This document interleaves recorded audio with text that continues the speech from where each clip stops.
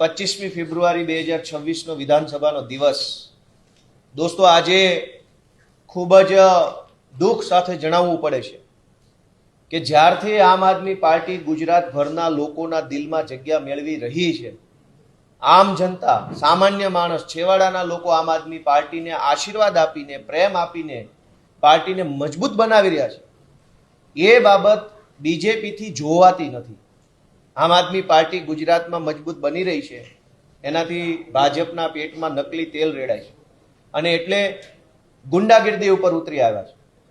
થોડાક દિવસો પહેલા આપે જોયું કે અમારા નેતા યુવરાજસિંહ જાડેજા જીવના જોખમે એમણે ભૂંડ અને ગાયના માંસવાળા દૂધનો પર્દાફાશ કર્યો.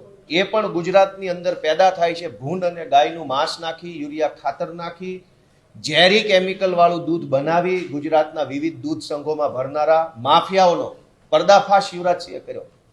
એ પર્દાફાશ કરતી વખતે એમના ઉપર જીવલેણ હુમલો થયો, પરંતુ પોલીસે આજ દિવસ સુધી ફરિયાદ લખી નહીં.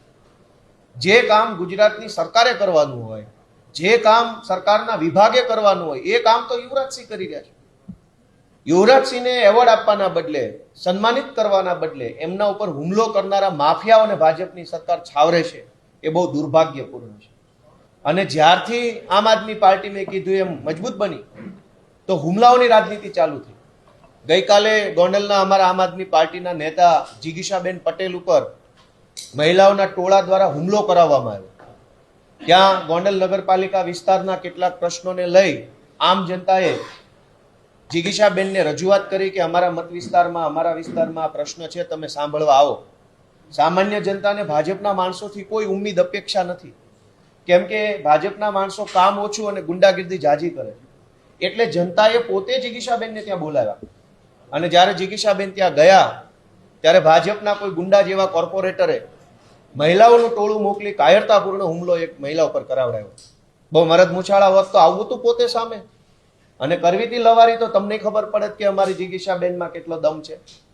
પણ કાયરતાપૂર્ણ કૃત્ય, જેમ રામાયણમાં રાવણ છે એ સાધુનો વેશ ધરીને આવ્યો, એમ ભાજપના ગુંડાઓ હવે બહેનોને આગળ કરી રહ્યા છે. આ દુર્ભાગ્યપૂર્ણ ઘટના બની છે, એનો આમ આદમી પાર્ટી સખત સજ્જડ વિરોધ કરે છે. અમે માનનીય મુખ્યમંત્રી શ્રીનું પણ ધ્યાન દોરશું કે વારંવાર આમ આદમી પાર્ટીના મોટા પ્રદેશ નેતા ઉપર જે હુમલાઓ થાય છે, એ ગંદી યુપી બિહાર જેવી રાજનીતિ અહીંયા ગુજરાતમાં બંધ કરી દો. હુમલાઓની રાજનીતિ એ ગુજરાતનું સંસ્કૃતિ નથી. ગુજરાત વાદ સંવાદની રાજનીતિ કરે છે. હુમલાઓ કરવા, ગાડીના કાચ તોડી નાખવા, તલવારો મારી દેવી, હિંસા કરવી એ ગુજરાતનું કલ્ચર નથી. એટલે આજે આ અમારા યુવરાજસિંહ જાડેજા અને જિગીશાબેન પટેલ ઉપર ભાજપના માણસોએ જે હુમલો કર્યો છે એને અમે સખત શબ્દોમાં વખોડીએ છીએ.